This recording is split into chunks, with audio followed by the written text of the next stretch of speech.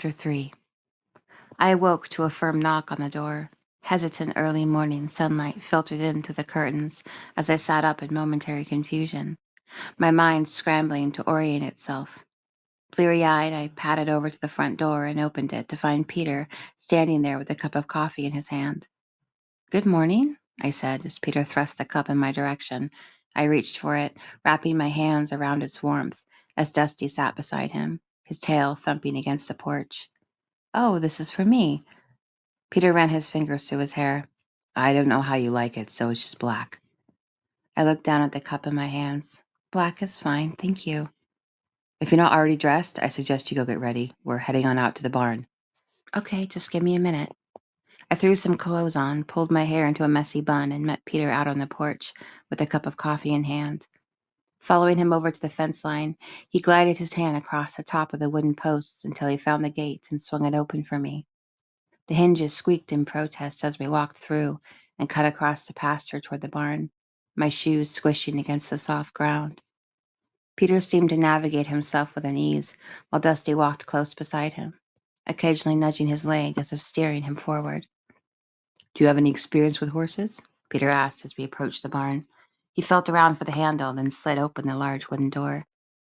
The sharp smell of manure and hay overwhelmed me as I stepped inside. "No, but I've always wanted to work with them." "Well, enthusiasm's a start." Peter slowly ran his fingers along the rows of tools hanging up on the wall behind us and took down a pitchfork, holding it out for me to take.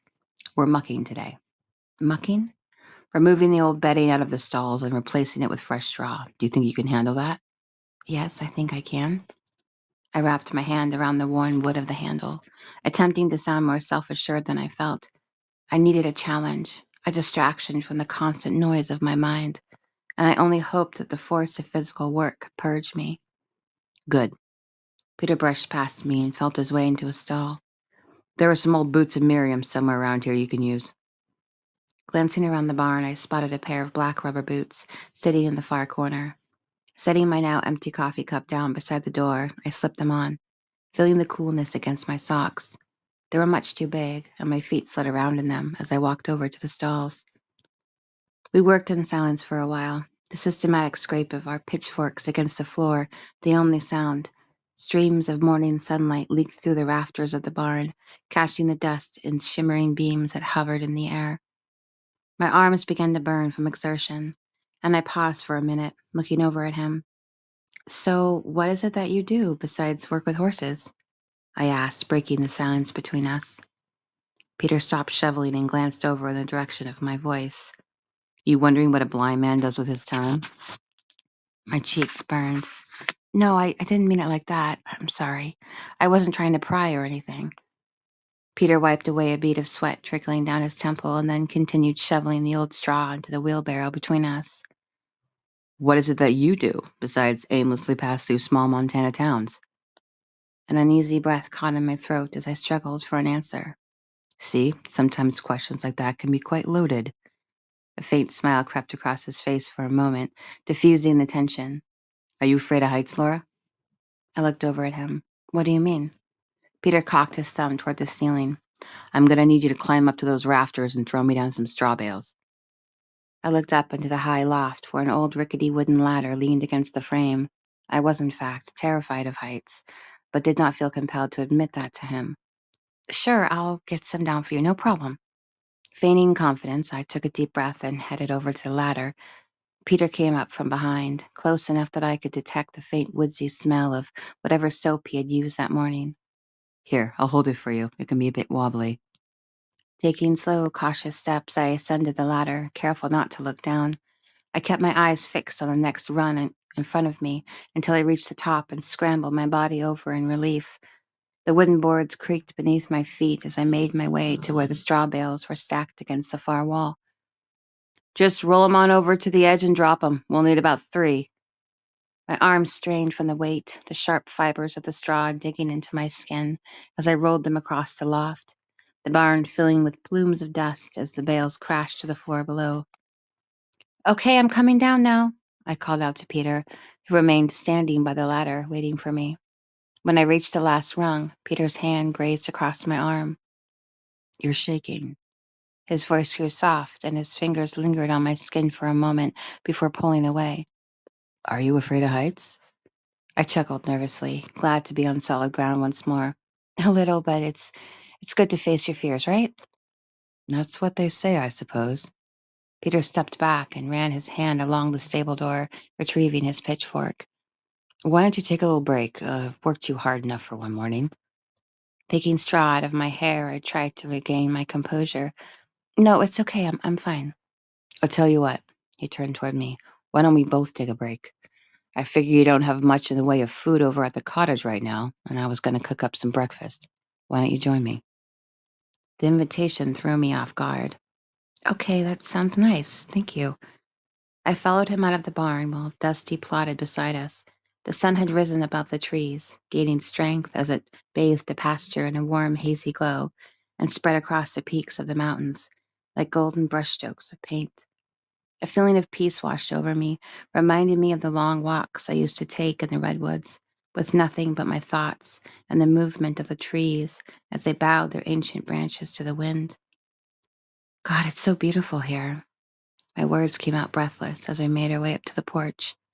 Peter paused to hold the door open for me with a nod. It is, isn't it? He turned his head in the direction of the pasture. Some things you don't need to see, you just feel them. Early mornings have always been my favorite.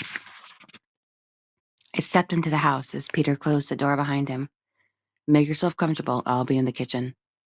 Would you like me to help with anything? I asked, feeling a sudden awkwardness as I stood there in his entryway with nothing to occupy my hands. No thanks, I got it.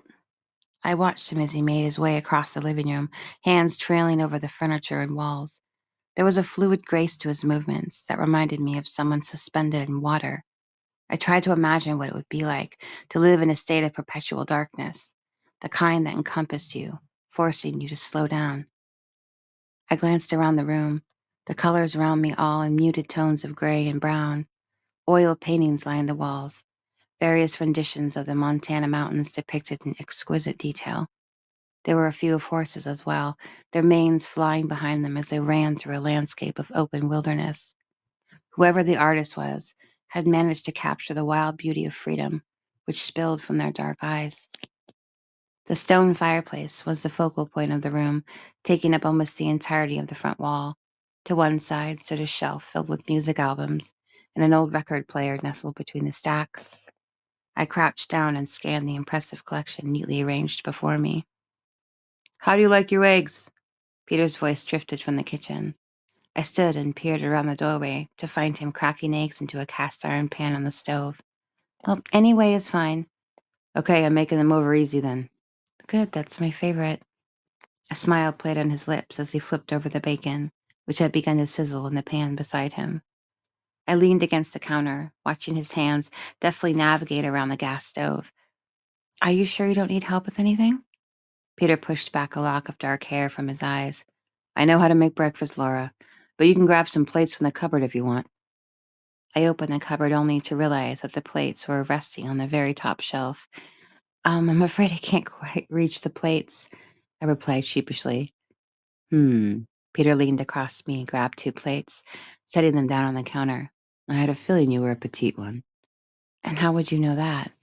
Peter shrugged, and I noticed a slight twinkle gather behind his eyes. I have my ways, but there is something about your voice. There's a softness to it.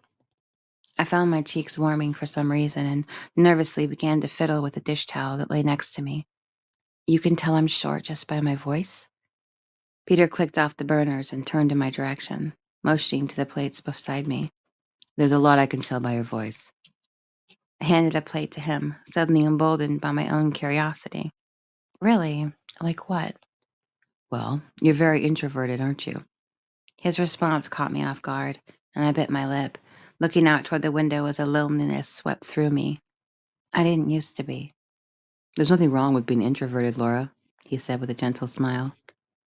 We sat together at his kitchen table, Dusty curled underneath Peter's chair, his tail a constant thump against the linoleum, hoping for a handout. I didn't realize how hungry I was and found myself enjoying the food with an enthusiasm I had not felt in a long time. So I'm curious. Peter had stopped eating and appeared to regard me from across the table, his gaze shifting slightly above my head. What exactly drew you to this place? I set my fork down and glanced out the window. I guess it's all a wide open space. There's something so soothing about it for me. I can't really put my finger on it, but it feels really peaceful here. Peter nodded. I know what you mean. I fell in love with this land about 10 years ago. So I bought it, fixed up the farmhouse, and built a cottage out back. I looked at him in surprise. Oh, wow. You built the cottage yourself? Yep. I used to run my own construction business. That was, of course, before my accident. Peter ran his hand across the table and found his glass of water, lifting it to his lips. I had to sell it a few years ago. It's given me a financial cushion, but I miss the work. I'm sorry to hear that. You seem to get around pretty well, though. I inwardly cringed as the words came out of my mouth. And Peter only smiled, tapping his finger against his temple. Everything's all mapped out up here. I know this place like the back of my hand, and there's always Dusty to help keep me on course. At the sound of his name, Dusty got up and stood beside Peter expectantly, his brown eyes watching him. Peter reached down to stroke Dusty with an absent-minded tenderness before standing up and making his way over to the sink with his dish. I'm going to go finish up in the barn. Well, thanks so much for breakfast, I said, grabbing my empty plate. I'm ready to go whenever you are. No need. Why don't you use this time to get settled in? Peter suggested with a sharp nod as he turned and made his way to the door, his hand resting on the knob for a moment. You can let yourself out whenever you're ready. I watched as Peter slipped himself out the back door with Dusty, leaving me sitting alone in the kitchen with my thoughts, as an unsettled silence pressed against my skin. My hands, nervous and unsure, traced over the grooves in the dark wood of the table, acutely aware of how much I feared my own idle time. What are you doing? John's eyes are blank as he surveys the flour strewn across the counter, lumps of dough rising in bread pans. I'm baking. Why? I pushed a strand of hair away from my face, hands like hardened, cracked clay. My therapist said it would be a good idea to pick up a hobby. We're not going to eat all this. His brow furrows as he sweeps past me and into the living room. Just make sure you clean this mess up when you're done. My hands tremble as I dig into the dough, hot anger like bile coating my tongue. Ripping apart the pieces, I throw them in the trash. Standing, I brought my dish over to the sink and turned on the tap, allowing the hot water to run over the pots and pans as I began to clean and stack them neatly on the drying rack that sat on the counter. I stared as if in a daze at the swirls of steam which rose around me, obscuring my vision and blanketing my thoughts, which hung like dark clouds above, tense and full of all the things I was reluctant to sit beside.